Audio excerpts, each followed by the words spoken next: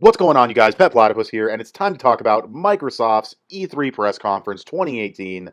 Real quick up front, I also have a Bethesda video coming out at the same time as this video. So once you're done with this video, go over to my channel and check out my Bethesda E3 wrap-up video. I have a lot to say about that show.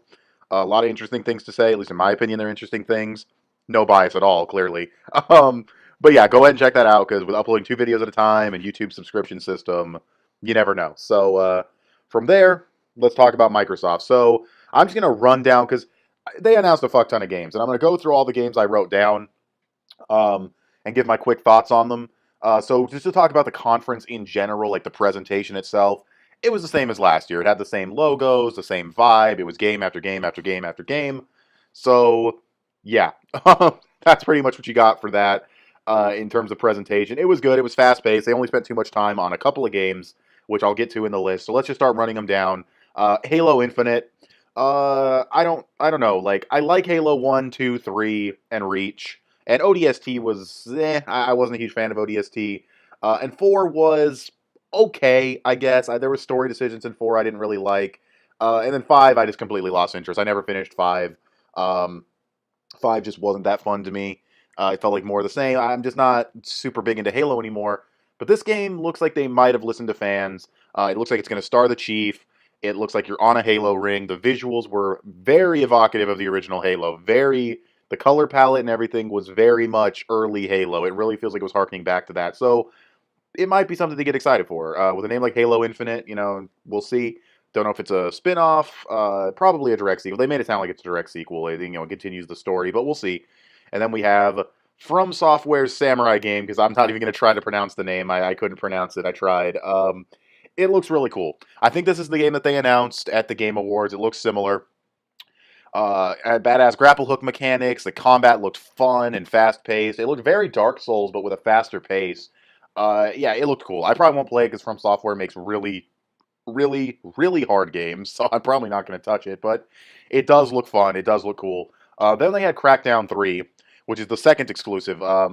And yeah, it looks awesome. I'm going to be totally upfront with you guys. I've never played a Crackdown game. I've never even owned an Xbox. But that was very enticing. That game looks really, really, really good. I thought that was a great trailer. It's a meme at this point, I think, how much this game is getting delayed, and it is delayed into 2019, but I think it got a release date. It might have been February 22nd. I might be thinking of a different game on this list. Because I think that's the same date as Anthem, and I might be thinking of something else on this list that has that release date. But yeah, I thought Crackdown 3 looked great. Then they showed Captain Spirit, which is like one of those story-driven, decision-making games made by the same people who did Life is Strange. It looks fine, not my kind of game. Metro Exodus, I've never played a Metro game. It looks cool, but it's not my kind of thing, I guess. I just wasn't that excited. Fallout 76, I'll talk about that in the Bethesda show. I can plug my Bethesda video again. I'll talk about that in the Bethesda video. Kingdom Hearts 3, we already knew about it. It's a cool trailer. The game, unlike Metro Exodus, I'm not a Kingdom Hearts fan either, but that game looks amazing. I want to play the Kingdom Hearts games to play Kingdom Hearts 3. It's looked fantastic from the beginning, and it still does. And then there was some story stuff in the trailer that I totally didn't get, but I know a couple of my friends and some other people online are freaking out, so, it's fun. And it has Frozen in the game, so that's cool. I'm not a huge Frozen fan, but it's a fine movie. It's a good addition. Now we got Sea of Thieves DLC. Now, you see, guys, Sea of Thieves does have content. You just have to pay for it in July and September. I'm kidding, but I didn't care too much. It's nice that they're adding what looks like maybe story content to it, but I don't know. Sea of Thieves, not that interested. Battlefield 5, they didn't show much more than EA, honestly. They really didn't. There was no gameplay showcase, no deep dive into Battlefield 5. They just extended the gameplay from the EA footage a little bit, and it was just some story stuff. I don't know. If I accidentally said gameplay, I apologize. It was just cinematic stuff. So yeah, I don't know. It just looks like another Battlefield game. Like, it doesn't look that interesting. Not that it looks bad. It just looks like another Battlefield. Nothing special. Now we get to Forza Horizon 4, and this was a really funny reveal because up until now there was a decent-ish mix of I wouldn't even say a decent mix. There was like a 70-30 split on exclusives and third-party support. And when they got to Forza, they said world premiere, Xbox exclusive, and I was like, oh, okay, this is interesting because Xbox has an exclusives problem. And then I saw a car, and I was like, okay, it's fucking Forza, which was really funny.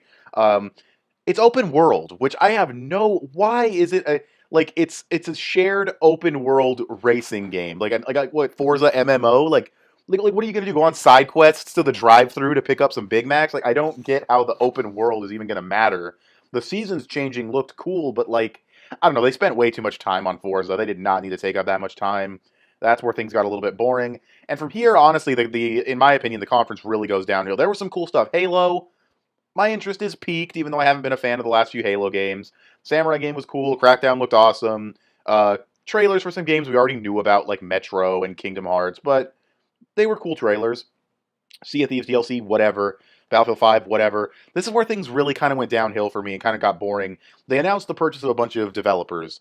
They bought like the people who made State of Decay 2. They bought the people who are making We Happy Few. And I don't care about. They bought Ninja Theory too, which is interesting. Ninja Theory will be interesting to see. All these purchases are potentially cool. It's potentially cool that you have these first party developers now that work for you or second party or whatever you want to call them. But you got to make good games. You can't just be like Rare, where you took a great studio and had them make Connect Sports and shit like that. Like you have to. And I know they made Sea of Thieves, but I mean Sea of Thieves, no one's raving about that. You know, you got to take these devs and do something cool with them, or it doesn't matter if you bought them. So while it was an E3 worthy announcement to say you bought these studios, and I think Ninja Theory especially has great potential, you gotta, you gotta fucking, you gotta have games. You gotta make the games. You can't just say, hey, we bought these studios. It's like, that's cool in theory. That's, awesome in theory, but you gotta execute it well. Then they showed We Happy Few, which I feel like I've heard about We Happy Few for like 10 years now. Like this game, I keep seeing it pop up at E3s and in like Game Informer magazines. I don't get those anymore, but that shows how long I've known about this game. I haven't gotten a Game Informer magazine in like a year. Yeah, We Happy Few. I don't know. It looks interesting, but I don't know. It's always so vague on what the gameplay is like, at least from what I've seen. Maybe there's open gameplay for it. Not here, there wasn't. But it comes out in August. This year or next year, I forget. I think it might be this year. And then we had PUBG DLC. I don't care. Tales of Vesperia Remastered, Definitive Edition, whatever. One of my friends was really excited for it. I've never played a Tales game, so I wasn't super hyped. But I like the variety, and I like that they dropped the announcement. Division 2. This is the other game they spent way too much time on. I played the first Division quite a bit with my friends. It's a very, very generic third-person shooter. There's really nothing that interesting about this game. Very bland environments, okay graphics, whatever, but like bland environments, non-existent story, basically. Non-existent characters, really. It's just sort of like a grindy, unlock loot, pick up loot off people. Like, I'm not even sure how to describe it, honestly, but it's not my cup of tea at all. And the second one just looks like the same game. Like, am I the only one who felt like I was watching the exact same game when yeah, the visuals were nicer. Like, it definitely looked better. I liked the location with the broken plane, the lighting, all that stuff was cool. I liked all that, but it looked like the same game gameplay wise. It didn't look like they changed a single thing. So I don't know. They spent too much time on that, And Ubisoft has a show coming, so like, why did you spend so much time on Division? I don't know.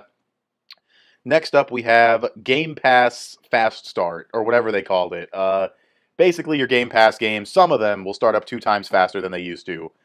That got an applause for some reason. I don't know. That didn't seem E3 worthy. They had an indie game showcase, which actually looked pretty interesting. A lot of cool looking indie games in there. At least I assume those were indie games based on the visual styles. They also showed Ori and the Will of the Wisp or whatever. I didn't write that down for some reason. I'm pretty sure they showed Ori now that I think about it, which looks gorgeous, but I never played the original. Then we have Tomb Raider, Shadow of the Tomb Raider. Yeah, it's a game that we already knew about. So I don't know. It looks great. It's just a game we already knew about. Session, which is a skateboarding game, that was interesting to see. Black Desert, we knew about that from last Microsoft E3. Devil May Cry 5, that was cool. I'm not a Devil May Cry fan, but I've always been interested in the series. I like Bayonetta and hack and slash games. It looks fun. It definitely looks really fun. It almost looked like the reboot for a second, because the character, I don't know Devil May Cry lore, so I don't know who the character was, but the character that popped up at the beginning looked so much like the Dante from the reboot, just with white hair, that I actually thought, like, oh, are they doing a sequel to the reboot? Oh my god. But no, it's another character. Dante shows up at the end of the trailer. It's Devil May Cry 5. This got less of an applause. Devil May Cry getting a sequel after like 10 years got less of an applause than the Game Pass Fast Start shit. That was sad. That was really sad. Like, I don't know, gamer, I don't know. I don't want to throw any shade at the Xbox audience because it's not just the Xbox audience that's there at the convention, obviously, but that was weird. Then they had a Cuphead thing. I don't know, that's what I put in my notes, like Cuphead thing. I don't, new character, maybe DLC. I'm not too sure that it was very vague. Tunic, which looks like an indie style, maybe it's not indie, but it looks like an indie style 2D Zelda-esque adventure game. Looks okay, cute, adorable little fox character, but I don't know. Jump Force, that was surprising. Anime crossover game announced at E3. And that's what I will give Microsoft credit for. They had a lot of variety. They hit a lot of different bases with this conference. It looks like I like the idea obviously of the crossover thing, but the visual style to me was I didn't like it. It's hyper detailed on anime characters. I think it looks really bad. Um, the actual combat looked very J Stars esque. It's made by the same people as J Stars. They also made One Piece Burning Blood. Burning Blood is better than J Stars, but they don't have a great track record. They just don't. I'm sorry. Then we got Dying Light 2. I actually called that it was Dying Light 2. I was watching this with my friends, and they one of them could see the footage, the other one couldn't. They were just listening to me and my other friend gush about stuff. Well, not really gush, but talk about stuff. And Dying Light 2 comes up, and I just see someone parkour in and bash someone's head in with an axe, and I was like, I bet it's Dying Light. Like I saw the parkour and the axe, and I was like, it's probably Dying Light. They spent a little bit of time on Dying Light 2, not too much, thankfully, and it was more interesting than Division and Forza, because there was this whole decision system where you could do this mission one way or do it a different way. It looked kind of cool. So that was Dying Light 2. It looked okay. And then we had Battletoads. Yeah, Battletoads was a really cool reveal. Not because they showed anything, they really didn't show us anything, but I like that they announced that it's a 2.5D hand-drawn style game. Like, it's going to have hand-drawn graphics. And if you look at the sprite work, and the sprite animations in the original Battletoads, it actually makes a lot of sense to go hand-drawn with some of the exaggerated attacks that they have. I think that's a really good idea. It's a really good call, and I like having that artistic style in there. Gives it a little bit extra flair, sets it apart a bit from other games. So yeah, hopefully it's a really fun game. Hopefully it's a fun beat 'em up. Just Cause 4, I've never played a Just Cause game. They always look fun and crazy and they look like the most everything, most exaggerated, action-packed gameplay ever. It looked fine. It looked good. Then the conference got funny. I'd say the conference kind of turned back on for me because I said it went downhill, right? I feel like the console kind of turned back, not console, the conference kind of turned back on for me when they got to Devil May Cry 5 because that was exciting, and a couple of duds in there like Cuphead or whatever. Like, Cuphead's supposed to be a good game, but I thought the announcement was kind of whatever they announced was kind of weird. Um, I'd say yeah, around like Devil May Cry 5 is where things got a little bit more exciting, and that's when we move on to the Gears stuff because this was funny as fuck. Like this, you could say the conference went downhill again, I guess, because they're not the greatest announcements in the world. But when they showed the Gears of War logo, and you're thinking, oh, it's Gears of War 5, and then they show a Gears of War Funko Pop game for mobile, and then they show a Gears of War tactical like turn-based strategy game like XCOM or something. That was the funniest shit. Had they not followed up with Gears of War 5 after that, the internet would have lost their fucking minds in rage. It would have been Metroid Prime Federation Force all over again, and it would have been hilarious. But they announced Gears of War 5, and it looks really good. I will say, the trailer was nice. It almost looks like JD Phoenix will actually have almost like an antagonistic role. Excuse me, I can't talk today. Yeah, it looks like he might be antagonistic in this game. Not because he wants to be, but because of just, his attitude about certain things. And, yeah, it looks interesting. Marcus is there. He needs to grow the beard back. Marcus with a beard. Old Marcus in Gears 4 is like my favorite character. Specifically, old Marcus in Gears 4 is like my favorite character in Gears of War, besides Baird. So, yeah, like he was a ton of fun. I'm glad he's back. Hopefully he doesn't die. Not every old guy has to. Not every old franchise character has to die for the new characters to come in. Star Wars, even though I'm fine with how they've been handling it still. Don't kill Lando in 9. But anyways, yeah, Gears 5 looked cool. I don't know what else to say. It had some cool enemy types. It looked awesome. JD looks a lot better. Like, I'm gonna say, like, a lot of these new characters they've been introducing in Gears of War, like the black dude. I don't remember their names. I apologize. The black dude, the main chick, the girl that's with talking to Marcus at the beginning. Arguing with JD. JD himself. They all look so much better. When I first saw them in Gears of War 4, I was like, these look really generic. These are really, really generic character designs, especially JD. He looks a lot better now with the scar. He's bald. He's got a beard. Yeah, he looks way, way better. His arm's all fucked up. Yeah, massive props. He looks a lot better. So yeah, Gears 5 looks good. Then they kind of had like a bit of a dud announcement for me, and that's when they announced that they want to try. I don't know. It was kind of just vague. They were like, "We want to stream console quality games to any device in your house," and it was very vague. It was very, to quote K2 from Rogue One, that answer was vague and unconvincing. What are you talking? It was so nebulous. Like, yeah, we want to do this thing like in the near future, in the far future. I don't know if internet speeds are ready for that. And then following up the announcement that they want you to play their console quality games anywhere in the house, they then announce another console, which makes no sense. I mean, they didn't announce it. They didn't say like Xbox 720, but whatever. But they said, yeah, we're working on one. Uh, and then Cyberpunk 2077, I think for some people probably just won E3 because the way they announced it was it was almost Nintendo-esque, the way they did it, kind of thematically, like he's talking, he's wrapping up the show, and then everything goes glitchy, and then Cyberpunk 2077, it looks really cool. It's a cinematic, so it wasn't nothing too exciting, but it looks cool. It's nice to see something from it. It's coming. It's announced. This video is already 18 minutes long. I knew it'd be long because there's a lot to talk about. So we'll try to wrap it up quick. The big problem with this conference, even though I liked it overall and I thought it was a good conference, my problem with it is the same problem I had last year that I didn't realize was a problem last year because I wasn't paying attention to how they were introducing the games. Console launch exclusives, world premieres without the exclusive tag on them, games we've already seen, timed exclusive. That's what console launch exclusive means. It's a timed exclusive.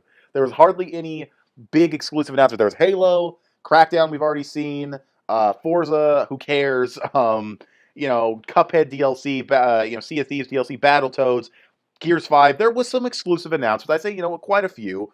Um, but a lot of this stuff didn't have release dates. A lot of this stuff didn't have release years. From what I remember, some of it did. To be fair, some of it did.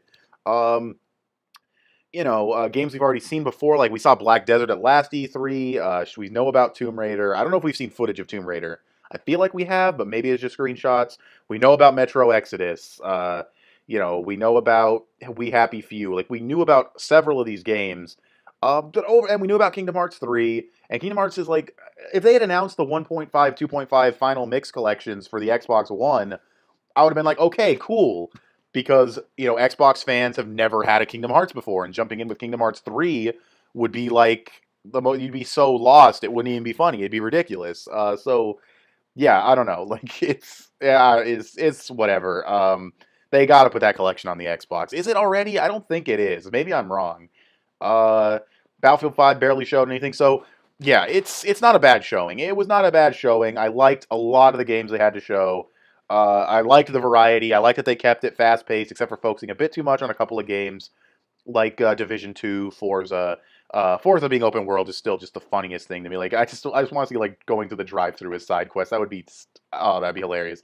Announcing the new developers is cool. It has good potential. The streaming thing, the loading faster with Game Start, whatever, Game Pass. I mean, and then they announced like Fallout and a few other games are coming to Game Pass, so that's cool.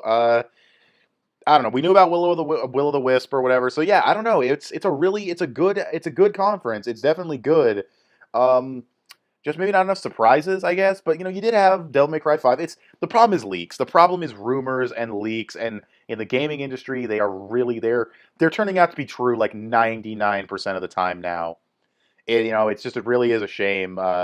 Nothing can even be a surprise anymore. I mean, I was ignoring leaks, but I know a lot of this stuff was leaked. I did my research after making the video to see what was leaked. I've heard that there were Devil May Cry 5 rumors. Just Cause got leaked by Steam like yesterday or the day before yesterday. Um, so yeah, and Forza Horizon 4 got leaked by Walmart. Whatever, Bethesda show.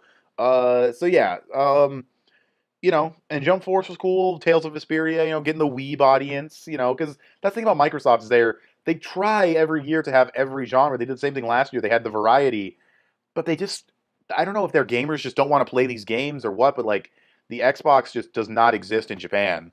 Like the Xbox One sells like 100 units on a good week in Japan. Like 100 units on a good week. Like that is abysmal. And I'm not trying to throw shade at Xbox. It's just they don't want to play them. But yeah, this video is already 22 minutes long. I'm going to wrap it up. It was a good conference. I didn't have too much issue with it. When you get into the nitty gritty of release dates, what's actually exclusive, how many of these games can I just buy on my PS4, did you sell me on an Xbox One? I thought they failed in that regard. I thought they failed in terms of selling me on an Xbox One. Most of the games I'm really excited for or interested in are on the PS4 or going to be on the PS4. So, you know, it is what it is. But I thought in general it was a good conference. I didn't hate it or anything. It was fine. But is it as good as Bethesda's conference? Go ahead and check out that Bethesda video since I'm wrapping this one up. You guys can go ahead and tell me what you thought of the Microsoft E3 press conference in the comment section below. Did you like it? Did you dislike it? Do you think they won E3 with Cyberpunk or whatever? Go ahead and tell me in the comment section below. Give this video a thumbs up. Share it on social media. Both those would help me out a lot. Subscribe if you haven't already, or if you like what you've seen here. Click that bell to get notifications when my videos go up. I want to thank you guys for watching, and I'll talk to you guys later. Bye.